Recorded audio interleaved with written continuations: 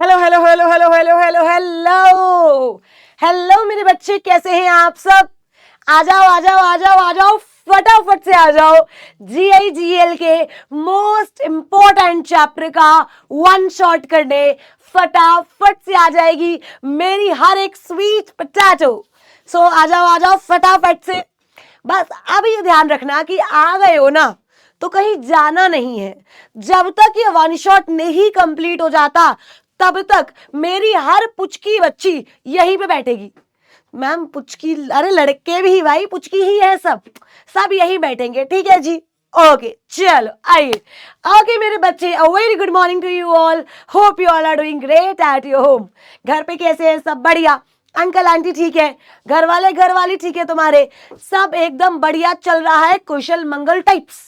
चलो जी, so today we are going to start with भारतीय न्याय संहिता।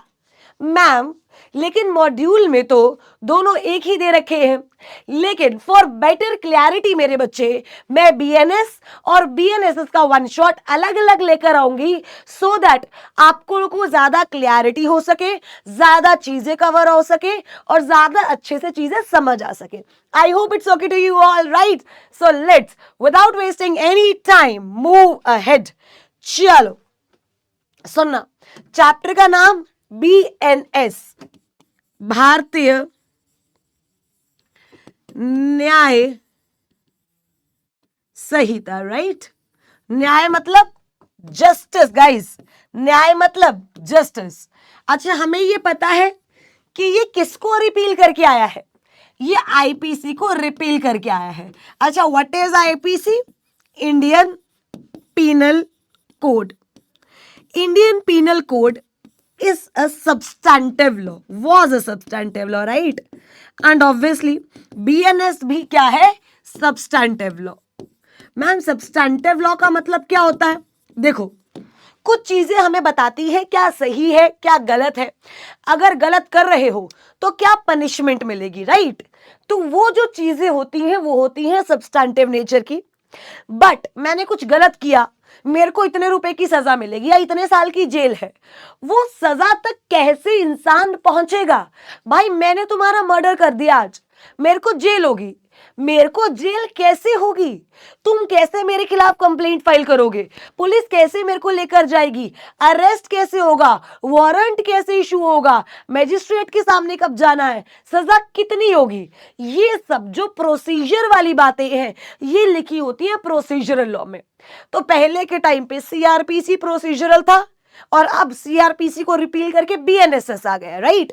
भारतीय नागरिक सुरक्षा संहिता।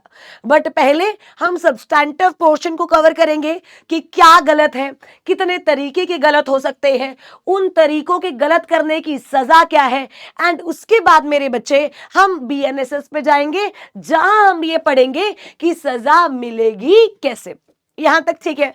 अच्छा IPC या BNS की जब हम बात करते हैं, it's a criminal law. Criminal law मतलब ये क्राइम पे लगेगा। तो सवाल ये आता है कि भैया क्राइम क्या है? क्राइम क्या है या इसे मैं बोल दूं ऑफेंस क्या है? ये कहीं भी डिफाइंड नहीं है। बस क्या बोला है, जिस भी गलत की सजा BNS में है वो ऑफेंस है। जिस भी गलत की सजा BNS में है वो ऑफेंस है। अब BNS में मर्डर की सजा है तो मर्डर ऑफेंस है, BNS में रेप की सजा है तो रेप ऑफेंस है, BNS में चोरी की सजा है तो चोरी ऑफेंस है, BNS में डकैती की सजा है तो डकैती ऑफेंस है। बट इन लेमैन लैंग्वेज मैं क्राइम या ऑफेंस किसको बोलती हूं? कोई भी ऐसा गलत काम जिसने सोसाइटी को इंपैक्ट किया, मेरे लिए वो क्राइम है। एग्जाम्पल, किसी का मर्डर हो गया, किसी का रेप हुआ, होता एक का है बट जो अंदर की रूह होती है वो सबकी कलपती है, मतलब सबकी दिल से सबको बुरा लगता है, सब सहम जाते हैं, तो मेरे लिए ये क्राइम है। मतलब anything which is done against the society. अगर मैं आपको बोलूं anything which is done against society, मेरे लिए क्या है? ऑफेंस या क्राइम, राइट? BNS में क्राइम क्या है? जिसकी सजा BNS में है। आइए अब इसको आगे लेके चलते हैं। अब ये बोलता है कि भाई देख, अब आपका रॉन्ग दो तरीके के होते हैं, क्रिमिनल एंड सिविल। सिविल पे आईपीसी नहीं लगता था, ना ही बीएनएस लगेगा। Any wrong which is committed against a particular person, BNS applicable नहीं होगा, सीपीसी एप्लीकेबल होगा, right. Criminal wrongs which is done against society, यहां पर पिक्चर में आएगा BNS and BNS SS. I hope यहां तक क्लियर है सब बच्चों को। उसके बाद जब हम बीएनएस की बात करते हैं तो crime is not defined, it's a substantive law, and इसमें ऑफेंस को क्या बोला गया है, anything which is punishable under BNS. BNS में जैसे अब एग्जांपल पढ़ेंगे, मैं आपको बताती हूँ, हम लोग पढ़ेंगे थेफ्ट क्या होता है, ठीक है, हम लोग पढ़ेंगे उसके बाद स्नैचिंग क्या होती है, उसके बाद हम पढ़ेंगे डकैती क्या होती है, उसके बाद हम पढ़ेंगे रॉबरी क्या होती है। तो ये सब क्या है, ऑफेंस ही तो है। उसके बाद हम पढ़ेंगे क्रिमिनल ब्रीच ऑफ ट्रस्ट क्या होता है, क्रिमिनल ब्रीच ऑफ ट्रस्ट। उसके बाद हम पढ़ेंगे मिस एप्रोप्रिएशन ऑफ प्रॉपर्टी क्या होता है। आप समझो ये सब क्या है, क्या है, ये सब ऑफेंस है। क्यों? क्योंकि उसकी सजा बीएनएस में दी हुई है। अब आगे बढ़ते हैं, सुनना। तो क्राइम, सिंपल सी बात, कोई चीज इंटेंशनली की हो, मतलब जब आप यहां पे पढ़ते हो तो समझ आ जाता है, if it is done unintentionally it is not crime. अगर कोई चीज इंटेंशनली हुई ही नहीं तो वो क्राइम हो ही नहीं सकती। क्राइम के लिए सबसे ज्यादा इंपॉर्टेंट जो एलिमेंट है वो क्या है, intention. If there is no intention and that intention should be guilty only, अगर वो सही इंटेंशन है तो भाई वो क्राइम कैसे हो गया। मतलब अगर मैंने इंटेंशनली कुछ सोसाइटी के मॉरल्स के अकॉर्डिंग नहीं किया तो वो क्या है मेरे बच्चे, crime. When I talk about section, total 358 sections है। क्या सारे करने हैं क्या?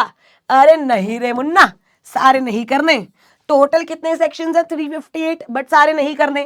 टोटल चैप्टर्स 20 हैं।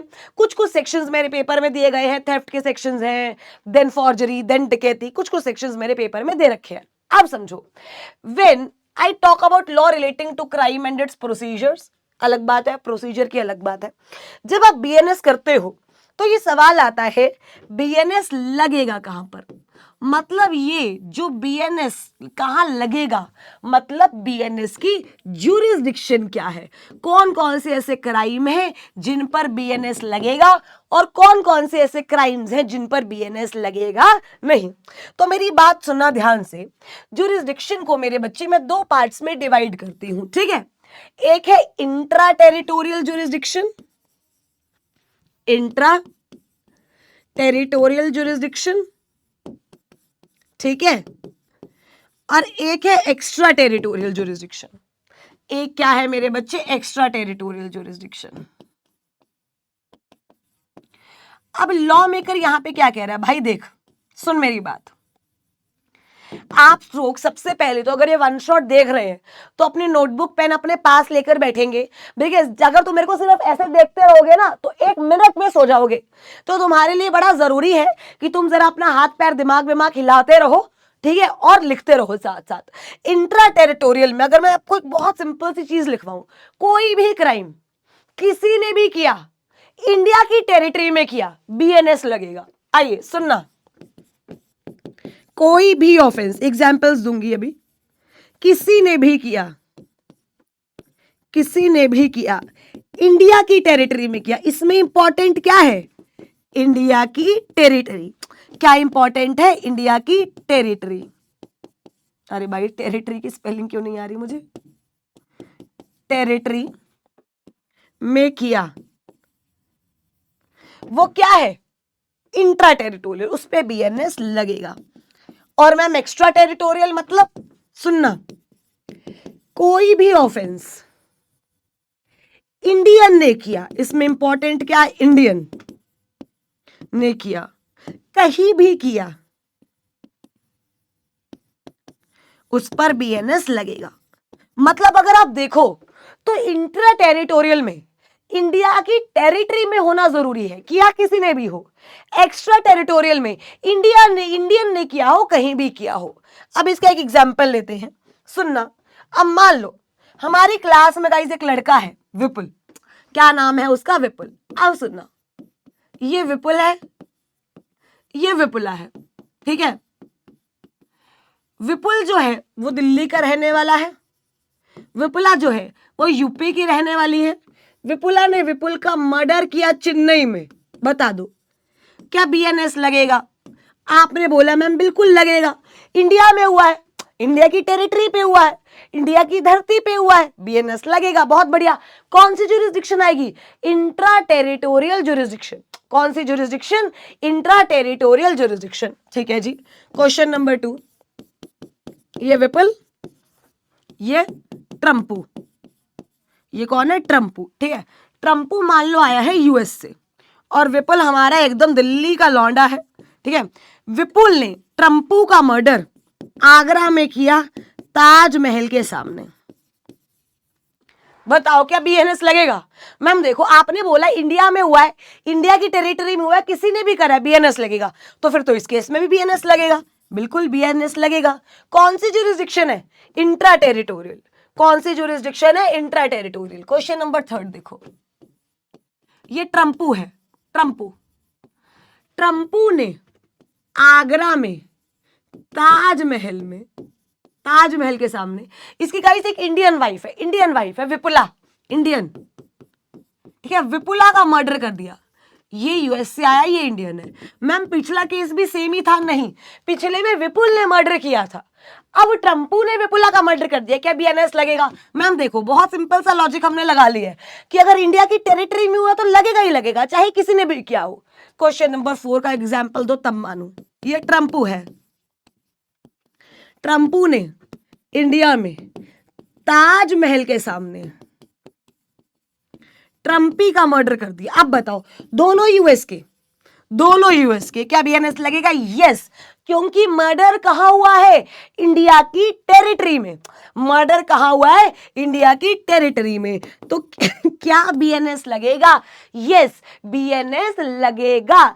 इंडिया की टेरिटरी में कुछ भी हुआ हो, कोई भी ऑफेंस हो, किसी ने भी किया हो, लगेगा बीएनएस। ओके।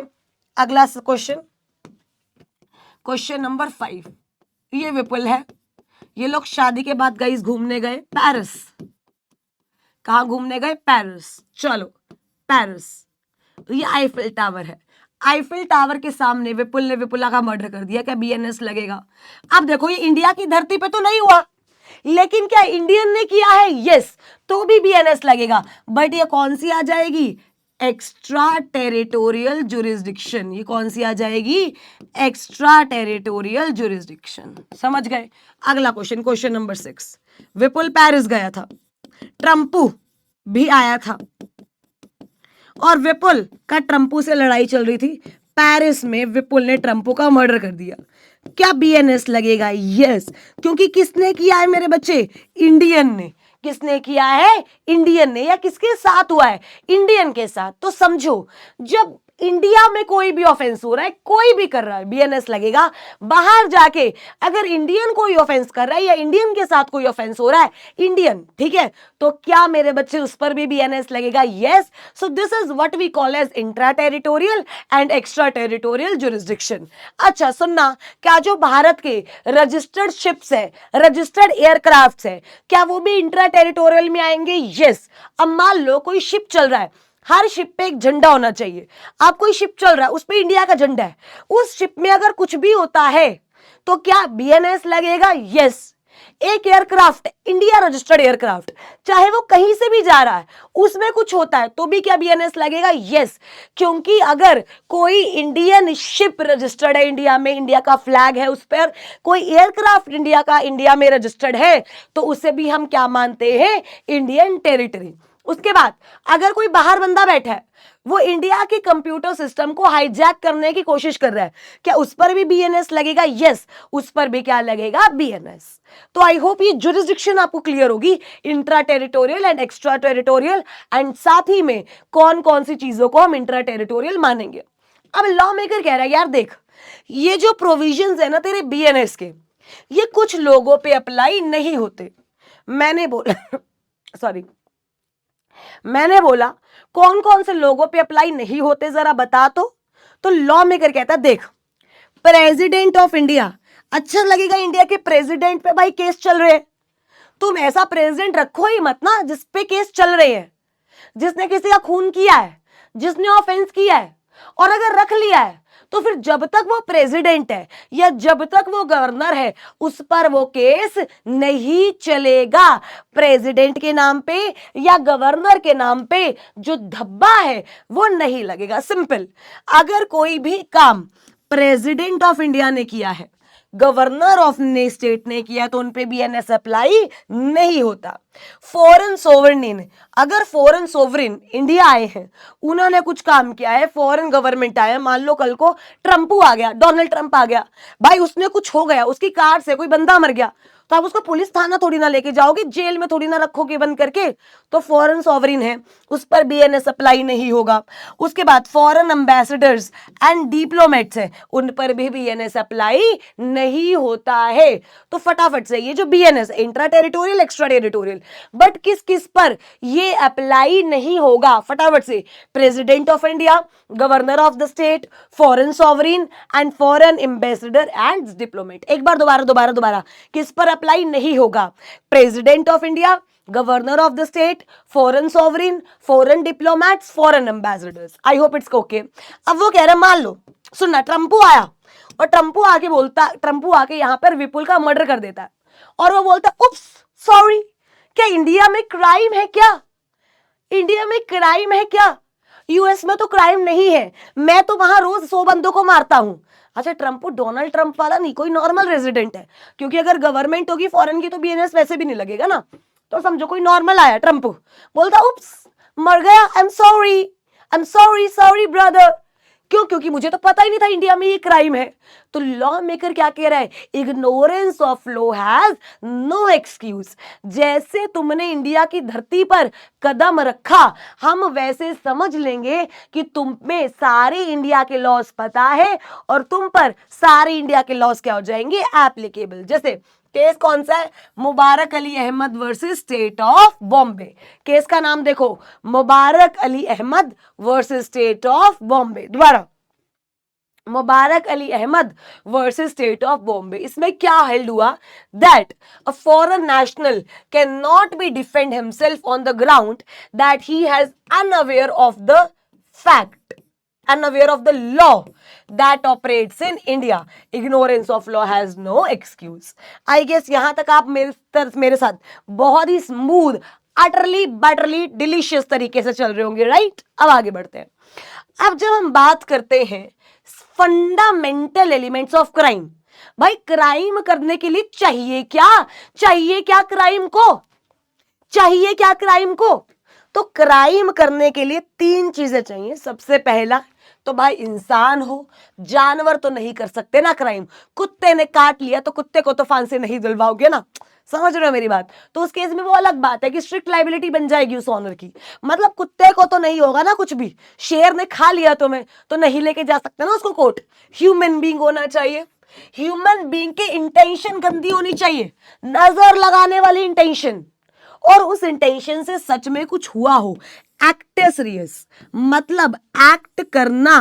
अब मान लो, समझो एग्जाम्पल लेते हैं, कभी कभी ऐसा होता है ना, तुम्हें जिस दिन तुम बहुत अच्छे लग रहे हो, तुम बहुत खुश हो, अगले दिन यार तुम थोड़ा अच्छा फील नहीं करते, तो मैं ऐसा लगता है तुम्हें नजर लग गई।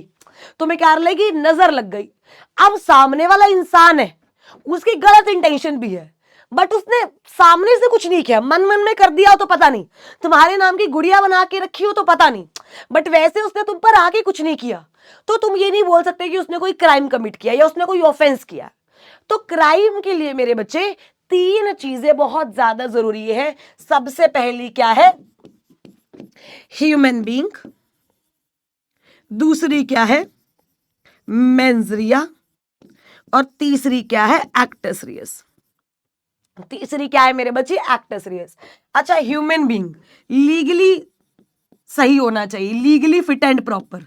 भाई अब 2 साल का लड़का ले आए तुम, 2 साल के लड़के ने, मान लो हमारी क्लास में लड़का है आकांशु का बेटा है 1 साल का, उसको नया नया चाकू दिखा, उसने बोला अरे चाकू आज तो पापा को काटेंगे, उसने आकांशु के 10 टुकड़े कर दिए। क्या ये क्राइम है? आप बोलोगे मैम ह्यूमन बीइंग तो है, but that human being is not legally fit ना। आप समझो, तो ह्यूमन बीइंग भी लीगली फिट होना चाहिए, सही दिमाग का, सही एज का होना चाहिए, उसकी मेंजरिया यानी गलत इंटेंशन होनी चाहिए और उसने कुछ किया हो यानी actor serious. When we talk about मेंजरिया मेरे बच्चे, मेंजरिया को हम 3 पार्ट्स में डिवाइड करते हैं। मेंजरिया को हम 3 पार्ट्स में डिवाइड करते हैं। फर्स्ट इज इंटेंशन, तुम्हारी गलत इंटेंशन है, ये तो मेंजरिया है ही है, चलो जी ठीक है। तुमने नेग्लिजेंटली कुछ किया, ये भी मेंजरिया है। तुमने रेकलेसनेस तरीके से कुछ किया, ये भी मेंजरिया। अब इसका मतलब क्या है? अब मान लो मुझे तुम बिल्कुल नहीं पसंद यार, मुझे तुम्हें देखना पसंद ही नहीं, बिल्कुल बिल्कुल भी, I don't like you, I want to kill you, that is my intention, very clear intention, this is mens rea.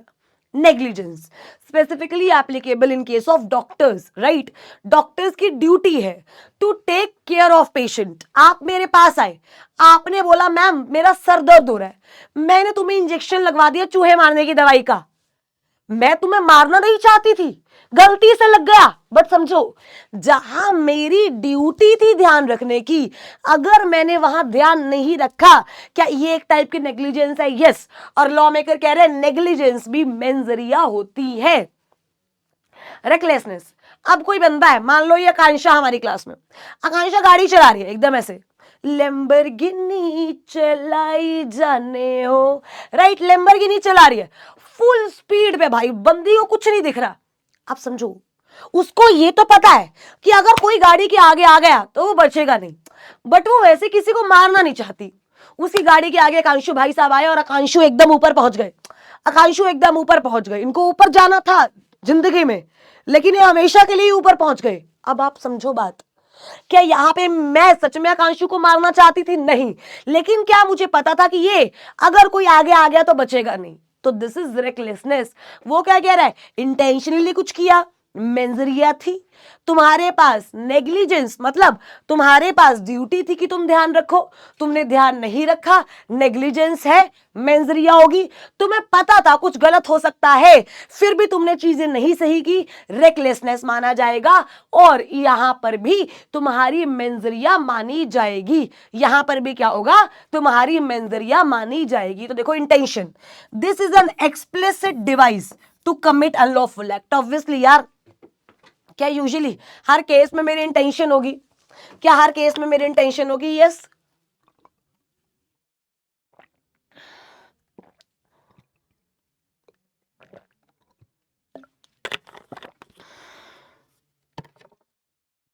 Negligence देखो, it's a mildest form of criminal capability. A person commit negligence which fails to meet a reasonable standard. Recklessness, it's a decision committing a certain action despite knowing about associated risk। जब आप गाड़ी तेज चलाते हो, bike तेज चलाते हो, तो आपको उसके रिस्क पता है, but despite of that you choose to do it. तो अगर इसी वजह से सामने वाले को हर्ट होता है तो यू आर रिस्पॉन्सिबल, मान लेंगे आपकी मेंजरिया थी। आप समझो, अब वो क्या कह रहे हैं? कुछ ऐसे केसेस हैं जिसमें मेंजरिया की जरूरत नहीं है, मतलब जिसमें हम देखेंगे ही नहीं कि भाई तेरी मेंजरिया थी या नहीं थी, तूने किया है बस, तू खत्म है, तूने गलत किया। ये देखो, ये पेटी केसेस है, इसको पेटी कर लेना। सबसे पहले स्टैट्यूटरी इंपोजिशन, मान लो लॉ ने आपके ऊपर कुछ चीज लगा दी, लॉ में लिखा हुआ है कि भाई अगर ये किया है ना तो क्राइम है, मेंजरिया गया बाढ़ में, ये किया है क्राइम है। Statutory imposition. Statutory offenses do not involve inherent mensaria but are deemed punishable because they infringe specific provisions of law.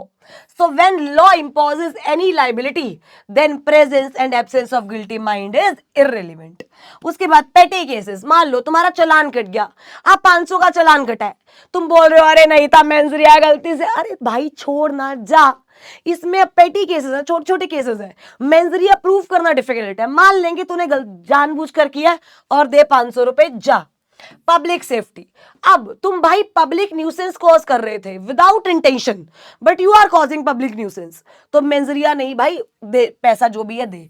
In case of public safety, when a person causes public nuisance with as without guilty mind, he shall be punishable with और without guilty mind. Ignorance of law, हमने वही बोला, ignorance of law has no excuse. तूने कुछ गलत करा, भाई तेरे को नहीं पता था चाहे यहां पर लॉ कौन सा लगता, तेरी मेंजरिया नहीं थी, बट हम मानेंगे कि मेंजरिया थी। Why? Because ignorance of law has no excuse. तो फटाफट से एक बार एक्सेप्शंस टू मेंजरिया करते हैं। आइए, एक्सेप्शंस टू मेंजरिया। सबसे पहला तो स्टैट्यूटरी इंपोजिशंस, राइट, लॉ नहीं बता दिया, स्टैट्यूटरी इंपोजिशन।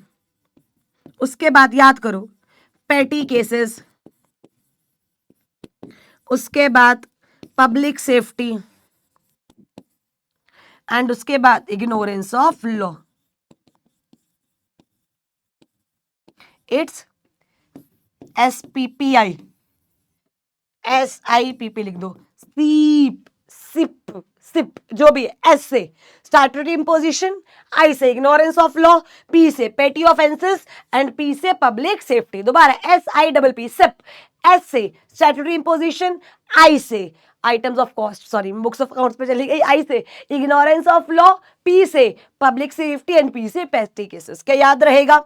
इन केसेस में, अरे भाई साहब कितना गिरा हुआ पेन है, इन केसेस में हमें मेंजरिया चाहिए नहीं। उसके बाद जब हम आगे जाते हैं तब उसके बाद आता है कॉर्पोरेट बॉडीज एंड मेंजरिया, मतलब कंपनी की मेंजरिया हम कब मानेंगे? तो इसमें रजी एक डॉक्ट्राइन लगती है ऑल्टर ईगो। ऑल्टर ईगो में क्या बोला जाता है? Mens rea of controlling person, of controlling person is deemed as mens rea of company. Mens rea of controlling person is deemed as mens rea of company. मतलब क्या है मेरे बच्चे कि अगर आपके कंट्रोलिंग पर्सन की मेंजरिया है, आपके डायरेक्टर्स की गलत इंटेंशन है, तब क्या माना जाएगा कि कंपनी की गलत इंटेंशन है। State of Maharashtra versus syndicate transport. ठीक है जी, सिंपल सा टॉपिक है। अगला उसके बाद punishments. When we talk about punishments, death punishment पहले भी थी, सुनना करेंगे डेथ किस पे लगते, डेथ पनिशमेंट अरे भाई साहब पहले भी थी, लाइफ इम्प्रिजनमेंट पहले भी थी, इम्प्रिजनमेंट सिंपल पहले भी थी, रिग्रेस भी पहले थी, फॉरफीचर ऑफ प्रॉपर्टी भी पहले थी, फाइन भी पहले थी। अब कम्युनिटी सर्विस जो है, this is newly introduced as a form of punishment. अच्छा, what is community service? Community service is like, मान लो कोई बूढ़ी आंटी सड़क पर चल रही थी, कोई तो बदतमीज लड़का आया और उसने आंटी को जानबूझकर धक्का दे दिया, बहुत गलत काम किया, आंटी को चोट लग गई, बहुत गलत काम किया, तो उसको बोला जाएगा कि तू जा वृद्धाश्रम में रह और 10 दिन उनकी सेवा कर। Community service. किसी ने पेड़ काटा, उसे बोला जाएगा तू 10 पेड़ लगा। Community service. किसी ने छोटे बच्चे के साथ गलत किया, उसे बोला जाएगा जा यहां पर ये जो ऑर्फनेज है वहां जाके रहे 10 दिन, उन लोगों की हेल्प कर। कम्युनिटी सर्विस मतलब it's a type of service जहां हम तुम्हें पनिशमेंट ना दे करके तुम्हें रियलाइज करवाना चाह रहे हैं कि जो तूने किया वो गलत था और आपको सुधारना चाह रहे हैं। क्योंकि अगर कोई ऑफेंस बहुत छोटे नेचर का है तो फाइन दे के तो आप ऐसे भी छूट जाओगे, जेल में आपको वैसे नहीं डाल सकते। तो it's a new type of punishment, community service. बहुत इंपॉर्टेंट है बिकॉज अभी रिसेंटली आया है, बहुत इंपॉर्टेंट है, बहुत चांसेस है कि ये कम्युनिटी सर्विस पेपर में आ सके। It is the newly punishment which is included in BNS। अब बड़े बड़े ऑफेंसेस में, मान लो किसी ने मर्डर किया है, ऐसा तो बोल नहीं सकता चल कम्युनिटी सर्विस कर, चल झाड़ू लगा, अरे पागल हो। कम्युनिटी सर्विस कौन कौन से ऑफेंसेस के लिए होना चाहिए? That are too small, that are what, too small, right. So when I talk about community services, there are certain offenses जिनके लिए community service as a punishment दे रखा है। जैसा कि अगर कोई पब्लिक सर्वेंट जो है वो बदतमीजी करता है, वो लॉ के अगेंस्ट जाता है, तो उसे कम्युनिटी सर्विस आप बोल सकते हो। आपने छोटी सी चोरी की है 5,000 तक की और चोरी जो सामान किया था वो रिकवर हो गया है, तो आपको कम्युनिटी सर्विस मिल सकती है। आप सुसाइड कमिट अटेम्प्ट करने की धमकी दे रहे हो टू इन्फ्लुएंस लीगल अथॉरिटी, तो कम्युनिटी सर्विस आपको मिल सकती है। कोर्ट ने आपके खिलाफ प्रोक्लेमेशन तक इशू कर दी कि तू नहीं आएगा तो तेरी प्रॉपर्टी जब्त कर लेंगे, तू तब भी नहीं आया तो आपको कम्युनिटी सर्विस मिल सकती है। आप शराब पी के गली में नाच रहे हो, आपको कम्युनिटी सर्विस मिल सकती है। छोटी मोटे डिफेमेशन का केस है, जैसे मैं तुम्हें बोलती रहती हूँ कि तुम नालायक हो, ये वो हो, तो क्या तुम मुझ पर केस कर सकते हो? यस। अब मुझे कम्युनिटी सर्विस क्या मिलेगी कि अपने बच्चों से प्यार से बात करो। प्यार तो मैं आपको बहुत करती हूँ मेरे पुचकी स्वीट पोटैटोस, समझे? तो यहाँ पे क्या कह रहा है कि इन सब के लिए आपको कम्युनिटी सर्विस मिल सकती है। एक मिनट रुकना। इन सब के लिए आपको क्या मिल सकती है? Community service. आइए एक बार दोबारा, कौन कौन से ऑफेंसेस हैं बच्चे, ये याद करेंगे जिसमें मुझे कम्युनिटी सर्विस मिल सकती है। Involvement of public servant in illegal trade, non appearance in response to a proclamation, section याद नहीं करने, attempt to commit suicide to influence legal authority, first conviction, एक बार चोरी की वो भी 5,000 से कम की और प्रॉपर्टी जो है वो रिकवर हो गई है, public misconduct by a drunkard person and defamation.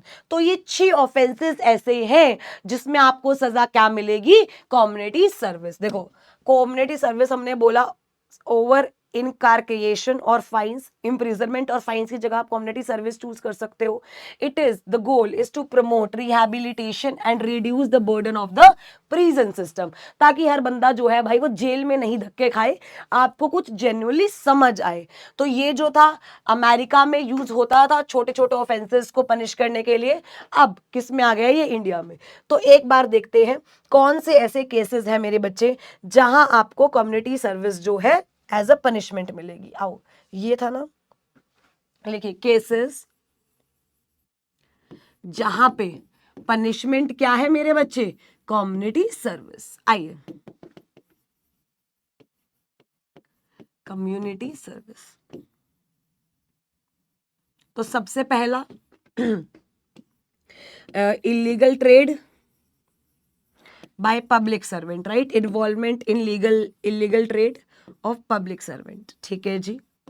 उसके बाद non appearance even after proclamation, तुम आए नहीं भाई, चिट्ठी ना कोई संदेश, ना जाने वो कौन सा देश जहां तुम चले गए, non appearance of parties after proclamation, right. Attempt to commit suicide to influence legal authority, attempt to commit suicide अलग है, यहां पे you are attempting to commit suicide to influence legal authority, attempt to commit suicide to influence legal authority, ठीक है जी। इसके बाद defamation, public nuisance by a drunkard person, public nuisance by drunkard person. उसके बाद थेफ्ट है, first time है, value below 5,000 है, और प्रॉपर्टी क्या हो चुकी है? रिकवरेबल। प्रॉपर्टी क्या हो चुकी है मेरे बच्चे? रिकवरेबल। तो इन सब में आपको कम्युनिटी सर्विस मिल सकती है एज पनिशमेंट। क्या यहां तक क्लियर है? आई होप क्लियर हो। तो जब हम अब आगे बढ़ते हैं ना, समझो, अब हमारे सिलेबस में when it comes to BNS we have offences which are relating to property, ठीक है। तो हमारे में वैसे ऑफेंसेस नहीं है, बट ऑफेंसेस वो है which are relating to what? Property, which are related to property, जैसे थेफ्ट है, स्नैचिंग है, एक्सटॉर्शन है, उसके बाद रॉबरी है, डकैती है, इस टाइप के ऑफेंसेस है। तो सबसे पहले है थेफ्ट। थेफ्ट का सेक्शन है मेरे बच्चे 303। थेफ्ट का सेक्शन कौन सा है? 303। मैं आपको लेके चलती हूं। तो ये देखो, ऑफेंसेस अगेंस्ट प्रॉपर्टी, सबसे पहले क्या है? थेफ्ट। अच्छा, थेफ्ट सिंपली मींस आपने किसी की, समझो समझो, आपने किसी की बिना इच्छा के उससे उसकी चीज ले ली हो, दैट इज थेफ्ट। अब आपने कहा मैम आपकी घड़ी बड़ी सुंदर है, दिखाना। मैंने कहा अरे यार देख लो, दिस इज नॉट थेफ्ट। अब आपको मेरी घड़ी अच्छी लगी, मैं सो रही थी, मेरी घड़ी पड़ी थी, आप आए चुपचाप मेरी घड़ी लेकर चले गए, दिस इज थेफ्ट। मतलब आपने मेरी प्रॉपर्टी, प्रॉपर्टी भी कौन सी? मूवेबल, थेफ्ट के केस में इट इज एसेंशियल कि जो प्रॉपर्टी हो ना मेरे बच्चे, प्रॉपर्टी कौन सी हो, मूवेबल, क्योंकि अगर इमूवेबल प्रॉपर्टी होगी तो वो थेफ्ट में कभी भी आ नहीं पाएगी। तो क्या कह रहा है वो, देखो थेफ्ट के लिए सबसे पहली अगर मेरे से कोई पूछे तो मूवेबल प्रॉपर्टी है, ठीक है, आपने विदाउट परमिशन ली है और आप सामने वाले की पोजेशन से उसे बाहर ले चुके हो, सामने वाले की पोजीशन से आप उसे ले जा चुके हो, तो अगर ये तीनों एलिमेंट्स है मेरे लिए वो थेफ्ट है। एग्जाम्पल्स देख लेते हैं। There should be an intention, obviously intention is the key. भाई अगर तेरी इंटेंशन नहीं है तो चोरी कैसे हो गई, बिना इंटेंशन के थोड़ी ना चोरी होती है। उप्स, ओहो गलती से हेडफोन चुरा ली, ऐसा तो नहीं होता ना भाई।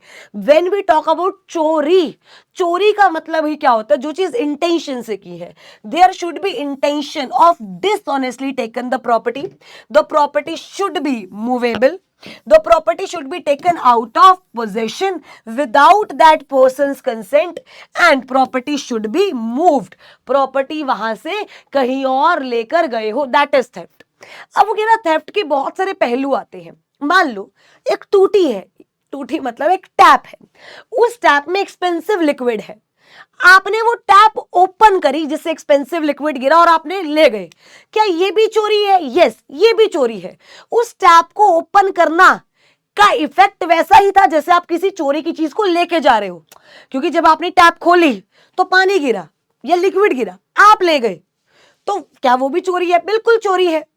कोई कुत्ता है, आपको उसको चोरी करना है, आपने डायरेक्टली उसको उठाया नहीं, आपने उसे हड्डी दिखाई, भाई हड्डी दिखाओगे तो वो तुम्हारे पीछे पीछे आएगा ही, क्या ये भी चोरी है? बिल्कुल। हमारे घर पे कुत्ता रखा हुआ है, उसको गेट बंद रहता है वो, ताकि वो बाहर ना चला जाए, तुम आए, तुमने कुत्ते को नहीं उठाया, तुमने गेट खोल दिया ताकि कुत्ता भाग जाए, क्या ये भी चोरी है? ये भी चोरी है। तो सिंपल सी बात, किसी भी व्यक्ति की कोई भी चीज उससे बिना पूछे लेना, उसके पोजेशन से उस चीज को बाहर निकालना किस में आता है मेरे बच्चे? चोरी में। किस में आता है? चोरी में। तो there should be intention of dishonestly, कि आपने वो उस प्रॉपर्टी को लिया है। The property should be movable, the property should be taken out of the possession and the property should be moved. Clear है? फिर उसके बाद जब हम बात करते हैं, एक मिनट को आगे, ठीक है, थेफ्ट, अरे कम्युनिटी सर्विस, हाँ ये यहाँ पर आ गई जबकि यहाँ नहीं आना चाहिए था, चलो जी ठीक है, खैर कोई बात नहीं, थोड़ा सा हो जाता है। अरे थेफ्ट कहाँ चला गया? आप थेफ्ट को ऊपर ले गए क्या?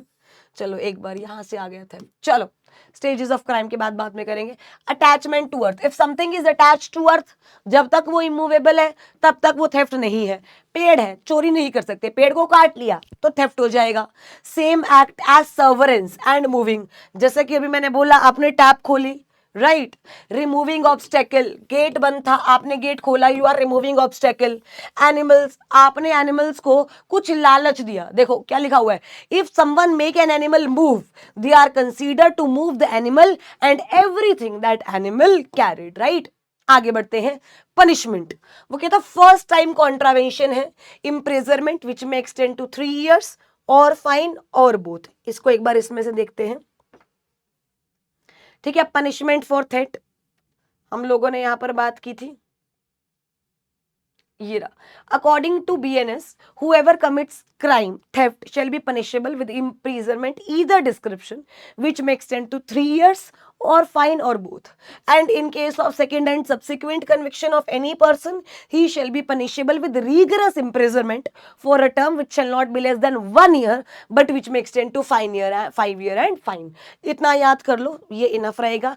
पनिशमेंट्स पे अभी ज्यादा जोर मत डालना, बिकॉज पनिशमेंट लास्ट तक वैसे भी याद नहीं रहेगी, तो पनिशमेंट कोशिश करना कि लास्ट में ही याद करो। अभी एक बार रीड कर लो, पहली बार थेफ्ट कमिट हुआ है तो जेल होगी, किसी भी डिस्क्रिप्शन की हो सकती है, 3 साल तक की, फाइन और बोथ भी हो सकता है।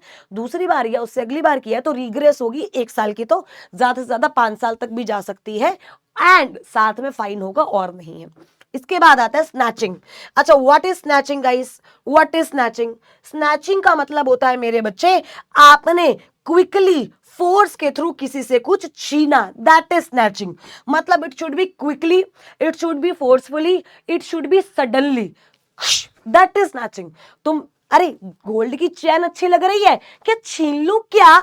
ऐसा तो ऑब्वियसली नहीं होता ना, ऐसा तो नहीं होता। तो अगर आपने कोई भी चीज बहुत क्विकली, मतलब जल्दी जल्दी में, क्विकली अगर कोई भी चीज सडनली, एकदम से एंड फोर्सफुली अगर आपने वो चीज किसी की पोजेशन से ले ली है तो उसे क्या बोलते हैं? Snatching. Section 304 theft, section 303 imprisonment up to 3 years और फाइन। अब आगे बढ़ते हैं। राइट, आइए देखो, whoever commits snatching shall be punished with imprisonment of either description for a term which may extend to 3 years and shall also be liable for fine. अब आता है एक्सटॉर्शन। अच्छा, व्हाट इज एक्सटॉर्शन? धमकी दे देना, तुम्हारा बच्चा मेरे पास है, अगर तुमने मुझे 10,000 रुपए नहीं दिए तो इस बच्चे की उंगली काट दूंगा। That is extortion. मतलब आप उस पर्सन को धमकी दे करके, देखो क्या लिखा हुआ है, whoever intentionally puts any person in fear of any injury। मतलब जब आप किसी इंसान को फियर इन देते हो, किसका फियर? इंजरी का। किसका फियर? इंजरी का। दैट पर्सन या उस कोई और पर्सन को, एंड क्या करते हो? डिसऑनेस्टली इंड्यूस करते हो, जिस पर्सन को डर में डाला ताकि वो पर्सन आपको अपनी प्रॉपर्टी, वैल्यूएबल सिक्योरिटी और एनीथिंग और sealed which may be converted into valuable security, उसे क्या बोलेंगे? एक्सटॉर्शन। जैसे A threaten Z that he will keep Z child in wrongful confinement, in wrongful confinement. वो ये नहीं बोल रहा मैं मार दूंगा, वो ये बोल रहा है कि मैं तेरे बच्चे को रख लूंगा, मैं तेरे बच्चे को रख लूंगा, अगर तूने मुझे पैसा नहीं दिया। तो ये क्या हो रहा है मेरे बच्चे? एक्सटॉर्शन। जब आप किसी भी इंसान को फियर में डाल रहे हो, ठीक है, किसी भी इंसान को फियर में डाल रहे हो कि अगर उसने आपको कोई भी चीज डिलीवर नहीं करी तो आप दूसरे इंसान को चोट पहुंचा दोगे, और इसी चक्कर में वो इंसान आपको अपनी जो चीज है, जो अपनी वैल्यूएबल चीज है, चाहे वो पेपर हो चाहे वो कुछ भी हो, डिलीवर कर रहा है। Section 308 that is extortion. देखो, थेफ्ट और एक्सटॉर्शन में बेसिक डिफरेंस क्या है? थेफ्ट सिर्फ मूवेबल का हो सकता है, एक्सटॉर्शन में आप सामने वाले से मूवेबल प्रॉपर्टी भी मांग सकते हो, इमूवेबल प्रॉपर्टी भी मांग सकते हो। When we talk about theft, theft में बिल्कुल कंसेंट नहीं होती, लेकिन एक्सटॉर्शन में चाहे फोर्सफुली कंसेंट दे रहे हो, but you know you are delivering property like at your own, so this is extortion. Section number 308 theft, section number 303 snatching, section number 304 extortion, section number 308 क्या लिखा है? whoever intentionally, एक बार दोबारा, puts any person in the fear of any injury to that person or to any other person, या तो तुम्हें कुछ कर दूंगा या तो किसी और को कुछ कर दूंगा, और इसी चक्कर में I am trying to dishonestly induces you so that आप मुझे कोई प्रॉपर्टी या कोई भी वैल्यूएबल सिक्योरिटी या कोई भी साइंड आइटम दो जो आगे जाके किस में कन्वर्ट हो सके? वैल्यूएबल सिक्योरिटीज में। whoever commits extortion shall be punished with imprisonment of either description for a term which may extend to 7 years or fine or both।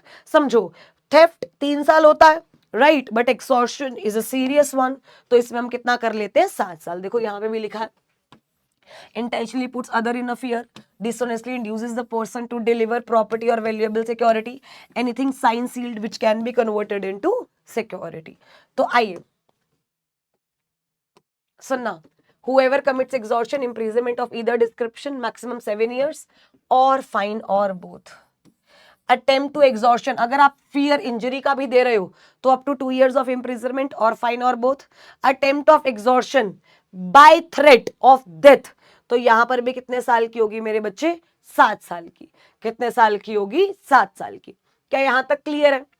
बस आप यही रखना, whoever commits extortion shall be either description which may extend to 7 years or fine or both। इतना works fine for you, that is 308, right। अब आएंगे हम extortion और उसमें डिफरेंस कर लिया। अब आएंगे मेरे बच्चे रॉबरी में। किस में आएंगे? रॉबरी।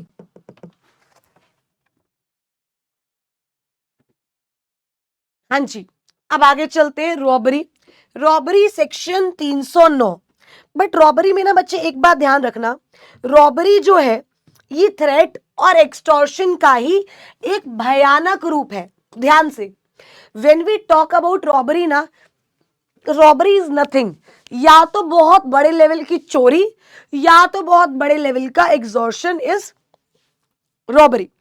आप चोरी कर रहे थे, मान लो ये घड़ी पड़ी है मेरी, ठीक है, ये घड़ी यहां पर ये मेज है, मान लो इस मेज पर घड़ी पड़ी है, आप आते हो चुपचाप घड़ी लेते हो और चले जाते हो, that is theft, that is theft.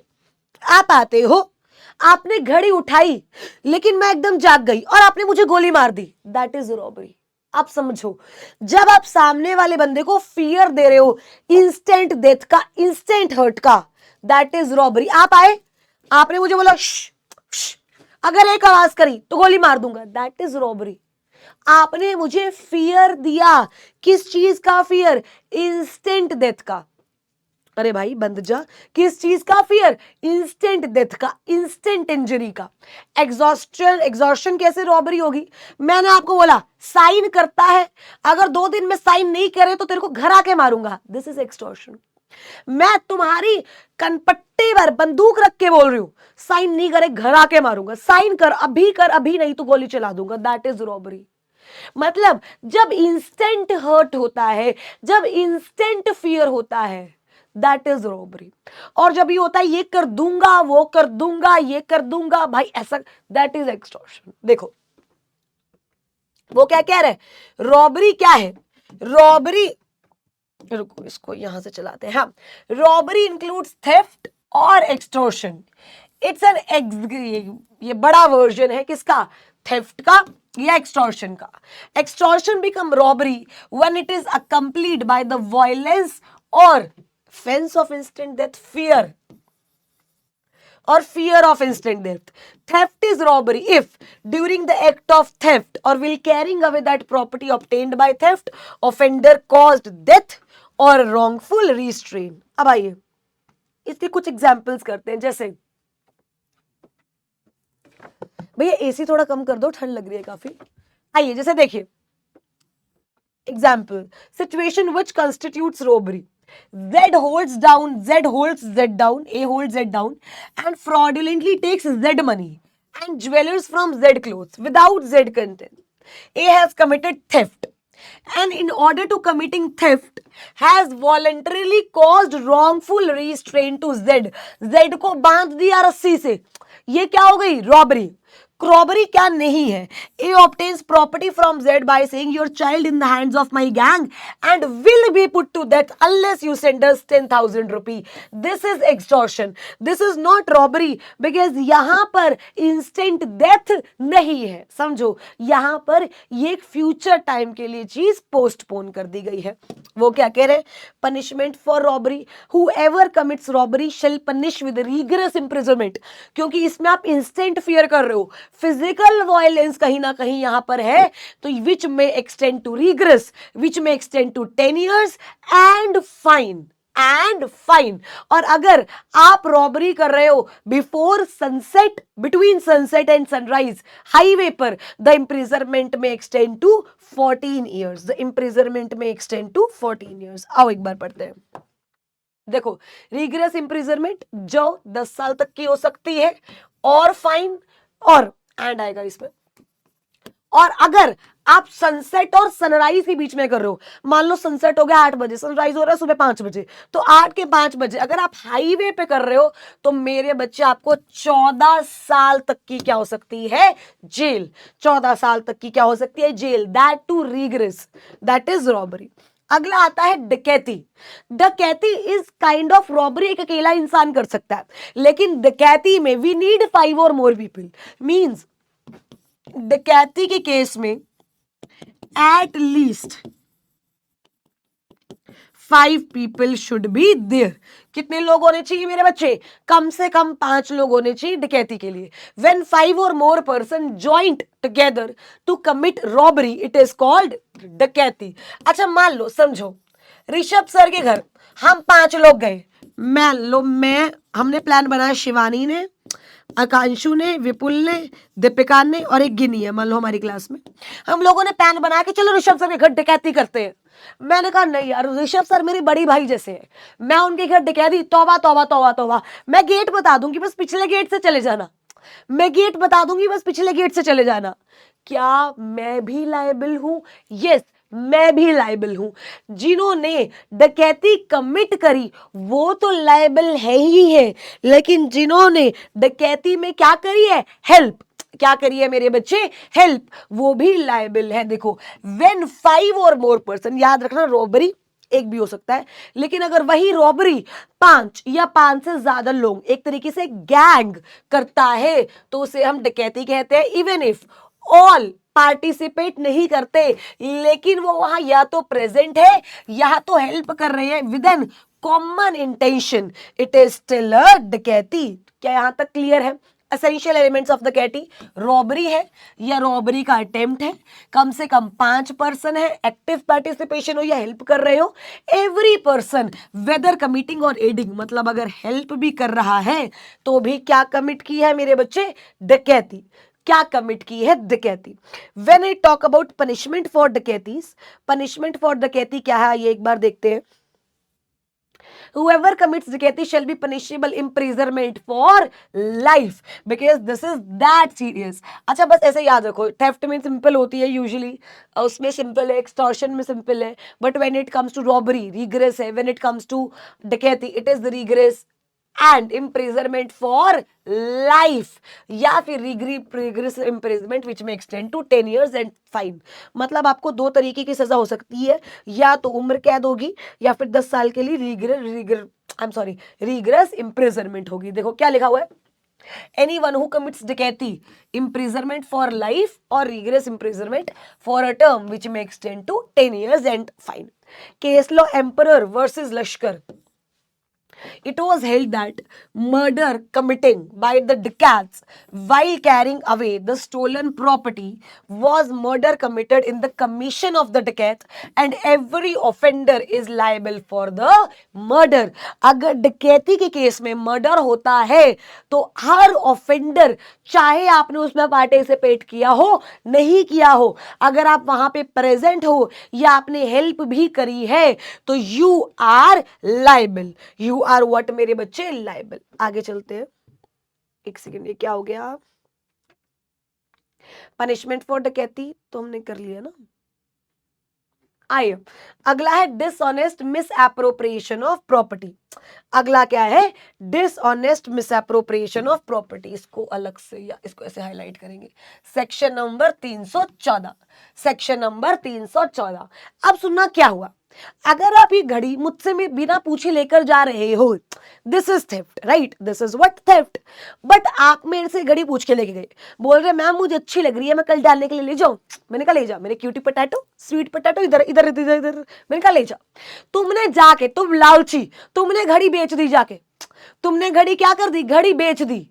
So this is what, misappropriation of property।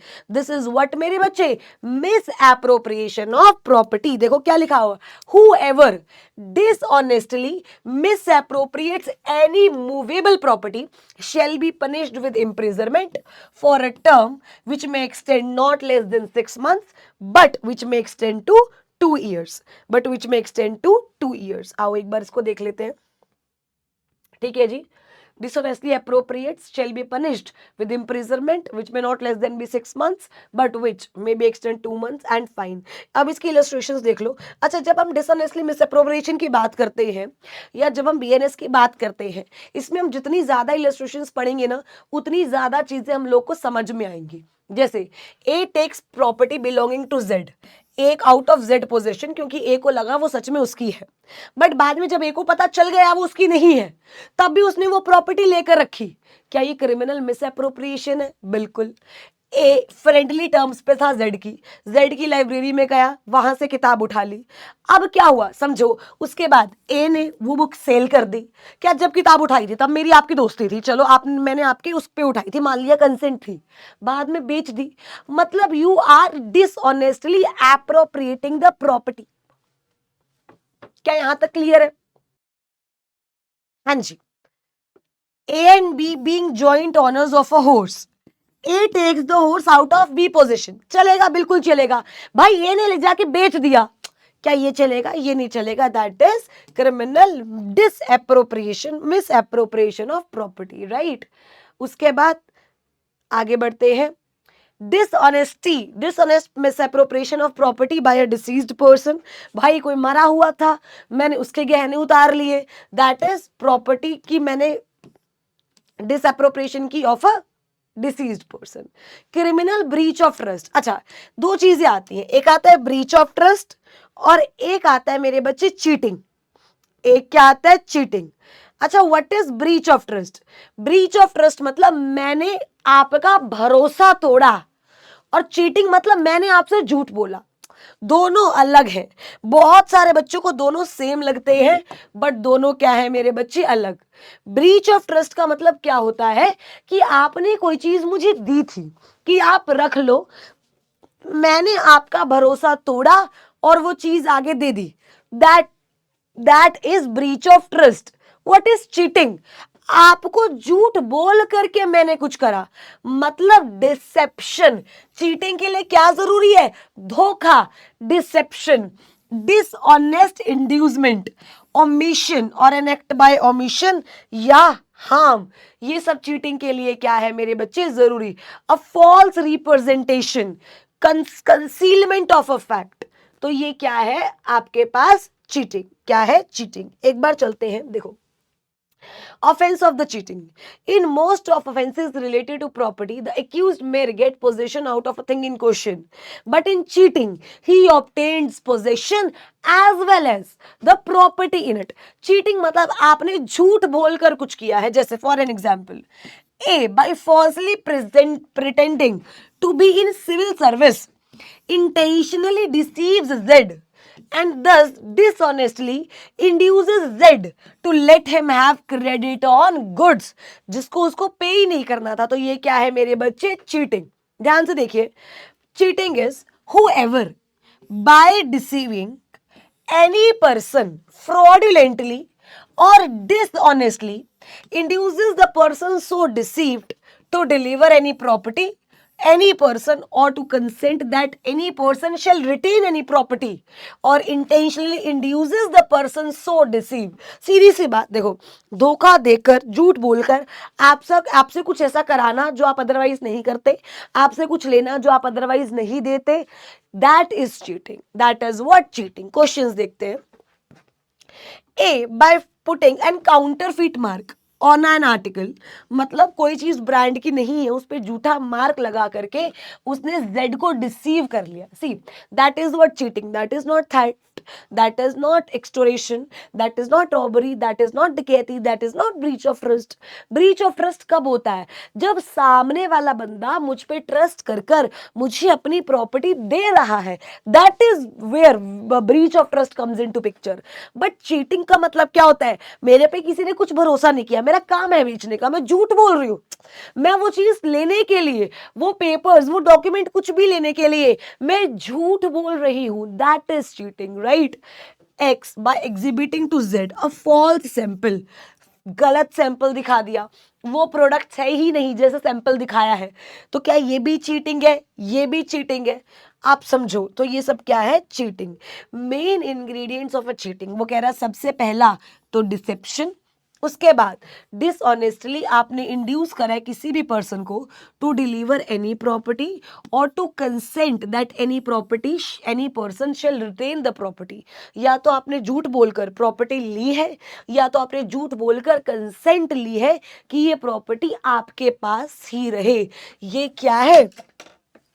एक सेकेंड मुझे, ये क्या है? ये हमारी चीटिंग है। आगे बढ़े। whoever cheats shall be punished with imprisonment of either description for a term which may extend to 3 years or fine or both। बात याद रखना, चीटिंग इंपॉर्टेंट है मेरे बच्चे, आपके एग्जाम में आ सकती है। अगला है चीटिंग बाय पर्सोनेशन। मैं सीएस हूं, मान लो मैं नहीं हूं, मैं सीएस हूं, मैंने आपको बोला दैट इज चीटिंग। सीएस बाय पर्सोनेशन, मान लो, let us take an example, आपको कोई पता है कि कोई CS शिवानी है, बट आपने उसको देखा नहीं है कि वो कौन है। मैं आके बोलती हूँ yes I am CS Shivani Miglani, तो मतलब क्या है, जो मैं नहीं हूं वो होने का प्रिटेंड कर रही हूं। फर्क समझ आता है? जो मैं नहीं हूं मैं वो होने का प्रिटेंड कर रही हूं, that is cheating by personation. इसे क्या बोलते हैं? Cheating by personation. A person is said to cheat by personation if he cheats by pretending to be some other person, or by knowingly substituting one person for another। मतलब जो आप नहीं हो वो आप दिखाने की कोशिश कर रहे हो, और representing that he or any other person is a person other than he or other person really is। Simple सी बात, जो आप नहीं हो वो आप दिखाने की कोशिश कर रहे हो। A cheats by pretending to be a certain rich banker of the same name। A cheats। अब मान लो चीटिंग का क्वेश्चन आया तो यू कैन डिफरेंशिएट कि कौन सी नॉर्मल चीटिंग है और कौन सी चीटिंग बाय पर्सोनेशन है। ठीक है जी। अब एक बार हम चलते हैं क्रिमिनल ब्रीच ऑफ ट्रस्ट पे। ठीक है जी, आइए देखो वो क्या कह रहे हैं। क्रिमिनल ब्रीच ऑफ ट्रस्ट में the person handling over the property must have confidence in the person taking the property. मतलब ट्रस्ट होना चाहिए। The accused must be in a position where he could exercise his control. Property मेरे पास है, मैं उस property को control कर सकती हूं, चाहे वो मूवेबल हो चाहे वो इमूवेबल हो। मान लो एग्जाम्पल लो, मैं गोवा जा रही हूं तो मैं ये घड़ी आपको देके जा रही हूँ, मैं बोल रही हूँ इस घड़ी का ध्यान रखना। मैं आपको ये घड़ी देकर जा रही हूँ, मतलब मेरे को आप पे ट्रस्ट है। तुम ट्रस्ट करने के लायक नहीं हो गाइस, तुम ट्रस्ट करने के लायक नहीं हो। लेकिन मान लो मुझे तुम पे क्या है विश्वास, मैं ये घड़ी देकर जा रही हूं कि इस घड़ी का ध्यान रखना, मुझे तुम पे ट्रस्ट है। तुम्हारे पास एक घड़ी है, मतलब you have control over it. It can be movable, it can be immovable. This is criminal breach of trust. आइए, उसके लिए दो चीजें जरूरी हैं सबसे ज्यादा, पहला तो ट्रस्ट और दूसरा तुम्हारा कंट्रोल। अब सामने वाले ने तुम्हें ट्रस्ट करके कोई प्रॉपर्टी तो दे दी, बट उस प्रॉपर्टी पे तुम्हारा कोई कंट्रोल ही नहीं है, you do not have any dominion over that property. तो तुम भाई गलत कैसे कर सकते हो? गलत तो तभी करोगे ना जब उस चीज पे कोई कंट्रोल आएगा। देखो क्या लिखा हुआ है, whoever commits criminal breach of trust shall be punished with imprisonment of either description for a term which may extend to 5 years or fine or both। क्या यहां तक क्लियर है? यस। अब एक टॉपिक आता है मेरे बच्चे, that is stages. That is what? Stages of crime. आपको पता होगा total there are 4 stages of crime. सबसे पहले तो आप सोचते हो, फिर प्रिपरेशन करते हो, फिर अटेम्प्ट करते हो। अगर अटेम्प्ट सक्सेसफुल हो जाता है तो उसे अकम्प्लिशमेंट बोलते हैं। तो उसे क्या बोलते हैं? अकम्प्लिशमेंट। तो when I talk about stages of crime, मेरे बच्चे stages of crime, so there are 4 stages of crime. ठीक है मेरे पुचकी। सबसे पहले तो आप सोचते हो, मतलब आपकी इंटेंशन है, आपका कुछ मोटिव है। अच्छा, व्हाट इज इंटेंशन? की मारना है। इंटेंशन के पीछे का मोटिव क्या है? क्योंकि पसंद नहीं है। So motive is broad, right? Intention है। उसके बाद आप प्रिपरेशन कर रहे हो, प्रिपरेशन करने के बाद आपने वो काम करने की कोशिश करी, और अगर वो कोशिश कामयाब हो गई तो उसे बोलते हैं अकम्प्लिशमेंट। उसे क्या बोलते हैं? अकम्प्लिशमेंट। हमने अपने एग्जाम्पल में ऋषभ सर के घर क्या डकैती करने की कोशिश करी थी, सबसे पहले क्या इंटेंशन बनाई होगी कि भाई सर इतना कमाते हैं, भाई इतना कमाते हैं, इतने नोट छाप रहे हैं सर, तो चलो चोरी करते हैं। चलो क्या करते हैं? चोरी। मतलब इंटेंशन थी। सुनो, इंटेंशन पनिशेबल नहीं होती है क्योंकि आप प्रूव ही नहीं कर सकते हो कि इंटेंशन है। आप समझो ना, हाउ कैन यू प्रूव कि इंटेंशन है? तो इंटेंशन यूजुअली पनिशेबल मेरे बच्चे नहीं होती है। प्रिपरेशन भी यूजुअली पनिशेबल नहीं होती, बट कुछ केसेस ऐसे होते हैं जिसमें प्रिपरेशन भी क्या होती है? पनिशेबल। जैसे कि waging war against the government, counterfeiting coins, counterfeiting weights, forged documents, इसमें प्रिपरेशन भी क्या होती है, पनिशेबल। उसके बाद आप अटेम्प्ट कर रहे हो, अटेम्प्ट मतलब हम चोरी करने गए, अब अगर चोरी हो गई तो अकम्प्लिशमेंट हो गई, चोरी नहीं हुई तो अकम्प्लिशमेंट नहीं हुई। अटेम्प्ट, कुछ अटेम्प्ट की सजा थोड़ी होती है अकम्प्लिशमेंट से, कुछ अटेम्प्ट की सजा उतनी होती है जितनी अकम्प्लिशमेंट की हो। तो बेसिकली अलग अलग डिपेंड करता है कि किस अटेम्प्ट की सजा कितनी है। जैसे मैं प्रिपरेशन की बात करूं, usually preparation is not punishable, but question आ जाता है preparation to wage war against government punishable है, preparation of counterfeiting coins punishable है, गवर्नमेंट स्टैम्प काउंटरफिटिंग पनिशेबल है, possession of counterfeiting coins, false weight और फोर्स्ड डॉक्यूमेंट पनिशेबल है। इनकी preparation भी पनिशेबल है, एंड प्रिपरेशन ऑफ डकैती भी क्या है, पनिशेबल। समझो ये हम क्या पढ़ रहे हैं, ऐसे क्राइम्स जिनकी प्रिपरेशन भी क्या है, पनिशेबल। यूजुअली क्या प्रिपरेशन पनिशेबल होती है, नहीं, प्रिपरेशन पनिशेबल नहीं होती है, बट इन क्राइम्स की प्रिपरेशन भी क्या है, punishable. Waging war against government, counterfeiting of coins, counterfeiting of government stamps, counterfeiting of false weights, आपके पास पोजीशन है फॉल्स वेट्स का, फॉल्स नोट्स का, फोर्ज डॉक्यूमेंट का, या प्रिपरेशन कर रहे हो डकैती की। किसकी प्रिपरेशन कर रहे हो मेरे बच्चे, डकैती की। आई होप यहां तक क्लियर है। हमारा ऑलमोस्ट कवर हो चुका है चीटिंग बाय पर्सोनेशन, डिसऑनेस्ट और फ्रॉडुलेंट रिमूवर और concealment of property to prevent distribution among the creditors. इसका मतलब क्या हुआ, एग्जाम्पल लेते हैं। मान लो आपको मुझे पैसे देने हैं, मतलब मेरे को आपको पैसे देने हैं, ठीक है। मेरे पास एक घड़ी है, यूजुअली मैं क्या घड़ी बेच के आपको पैसे दे सकती हूँ बड़ी इजीली, यस। बट ये घड़ी मुझे आपके लिए ना बेचनी पड़े, इसीलिए ये घड़ी मैंने आगे बेच दी। क्या ये भी गलत है, यस, ये भी गलत है। देखो इसका एग्जाम्पल पढ़ो, क्या लिखा हुआ है, A is the debtor and B is the creditor. अच्छा, डेटर कौन होता है, जिसने पैसे देने होते हैं, क्रेडिटर कौन होता है, जिसने देने हैं। मतलब ए ने पैसे देने हैं बी के, A has to paid INR 1 crore to B, ठीक है जी। Now A has certain movable and immovable property. A does not wants to pay back 1 crore. For that A transferred the property to X just to prevent. अच्छा, this is not a valid transfer. ये आपने transfer क्यों किया, just to prevent the distribution, so that A को आगे distribute ना करना पड़े। देखो Guwahati high court in the case Rama Autar Chaukhani Rama Autar Chaukeni versus Hariram Todi में ऑफेंस अंडर दिस सेक्शन, वो कह रहा है देखो सबसे पहले तो एक्यूज्ड ने प्रॉपर्टी को रिमूव किया या प्रॉपर्टी को छुपाया है, ठीक है। क्यों छुपाया है, ताकि वो किसी और के पास ना जाए। वो ट्रांसफर हुआ है without adequate consideration.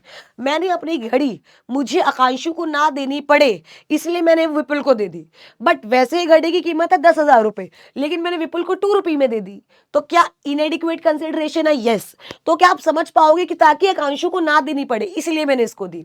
The accused thereby intending to prevent और knew that he was thereby likely to prevent the distribution of that property और that he acted dishonestly and fraudulently, तो उसे बोलेंगे कि उसने section number 320 का जो crime है वो करा है।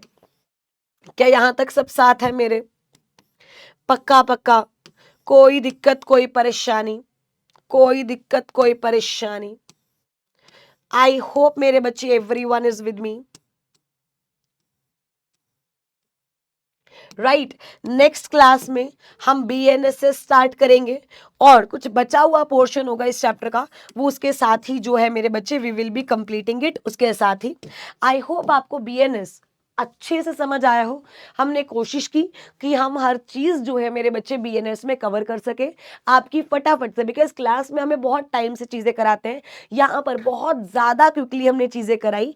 बट आई होप आपको समझो, जो कुछ ऑफेंसेस रहते हैं वो will study with BNSS to get a better understanding of BNSS, ठीक है मेरे बच्चे। फटाफट से आज की क्लास दिमाग में क्लियर या से क्लियर, आई होप दिमाग में क्लियर होगी। मेहनत हमारी, रिजल्ट हमारा, छुट्टी हमारी।